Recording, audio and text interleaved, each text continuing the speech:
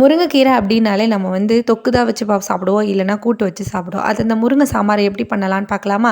ஒன்றும் இல்லைங்க, பருப்பு போட்டுட்டு காய்க்க பொழுது முருங்கைக்கீரை போட போகிறோம், அவ்வளோதான். இந்த பச்சரிசி, துவரம் பருப்பு இதெல்லாம் வதக்கி அது கூட இந்த மிக்ஸி ஜாரில் தேங்காய், மிளகா, மிளகு இதெல்லாம் போட்டு நல்லா அரைச்சி எடுத்துக்கோங்க. அரைச்சி எடுத்துட்டு கடாயில் சோம்பு, சீரகம், கடுகு இதெல்லாம் பொரிஞ்சதும் வெங்காயம், தக்காளி அதையும் வதக்கிடணும். முருங்கைக்கீரை அப்படின்னாலே நம்மளுக்கு ரொம்ப அயன் சத்து, முடி நல்லா வளரும், எலும்பு ரொம்ப வலுவாக இருக்கும் அப்படின்னு சொல்லிட்டு எங்கள் பாட்டி சொல்லும். அடிக்கடி எடுத்துகிட்டு வருவாங்க.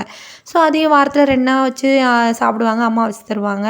இன்றைக்கி நான் பண்ணுறேன், எப்படி இருக்க போதோ தெரில. அதுக்கப்புறம் இந்த துவரம் பருப்பு வேக வச்சதை கொஞ்சம் எடுத்து சேர்த்துட்டு, அது கூடயே நம்ம வீட்டு மசாலையும் 2 ஸ்பூன் சேர்த்துக்கோங்க. அது கூட இந்த முருங்கைக்கீரை சேர்த்து கொஞ்சமாக தேவையாக தண்ணியை ஊற்றிட்டு உப்பையும் போட்டு புளி கரைசல் நம்ம ஊற்றிக்கணும். கொஞ்சோண்டு ஒரு பிடி எடுத்து புளியையும் கரைச்சி ஊற்றிக்கோங்க. அதை நல்லா கொதிக்க விட்டு இறக்குனா முருங்கை சாம்பார் ரெடி. எப்படி இருக்குன்னு நீங்களும் ட்ரை பண்ணிவிட்டு கமெண்டில் சொல்லுங்கள்.